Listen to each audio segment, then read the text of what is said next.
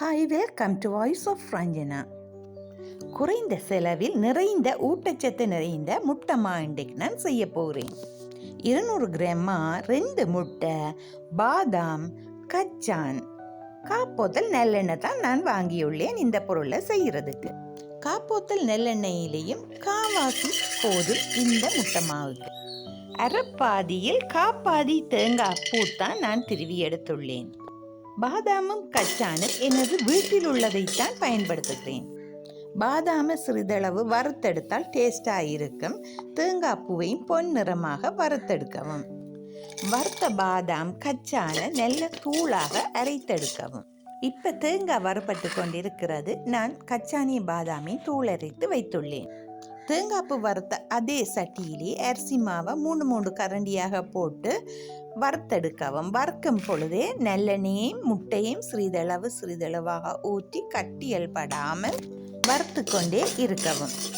தொடர்ச்சியாக 200 கிராம் மாவையும் சிறிதளவாக போட்டு நல்லெண்ணெயும் முட்டையும் சேர்க்கவும். அத்துடன் வறுத்த தேங்காய்ப்பையும் இடைக்கிட கொஞ்சமாக சேர்த்து கொள்ளவும். நல்லெண்ணெயும் முட்டையும் மாவுடன் கலந்து வறண்டு வரைக்குள்ள பாதாம், கச்சான் தூள், தேங்காய்ப்பூ, சீனியும் சிறிதளவு சேர்க்கவும். இனிப்புக்கேற்ப சீனி சேர்த்து கொள்ளலாம். இந்த முட்டைமா செய்கிறதுக்கு பலர் சொல்லுவினும் 1 போத்தல் நல்லெண்ணெய் வேணும், 10-15 முட்டை வேணும். இல்லை, நீங்கள் 2 முட்டையிலையும் உங்கள் தேவைக்கேற்ப சிறிதளவாக செய்து உங்கள் வீட்டு சுகாதார முறைப்படி செய்தீங்க வேண்டாம். உங்கள் உடலுக்கு ஊட்டச்சத்து நிறைந்த முட்டை மாவாக இது இருக்கும். நீங்களும் உங்கள் வீட்டில் இப்படி செய்து பார்த்து விட்டு கமெண்ட்ஸ் சொல்லுங்க எப்படி இருக்கிறது டேஸ்ட்டு. இப்போ பாருங்க, எனக்கு முக்கால்வாசி வேலை முடிஞ்சது. தொடர்ந்து வறுக்கத்தான் வேணும், கொஞ்சம் கஷ்டம்தான்.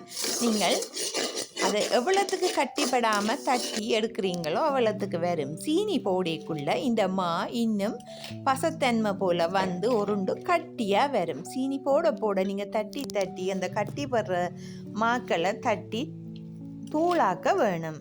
இப்போ பாருங்கள், எந்த வீட்டில் முட்டைமா ரெடி. மீண்டும் ஒரு வீடியோவில் சந்திக்கும் வரை நன்றி.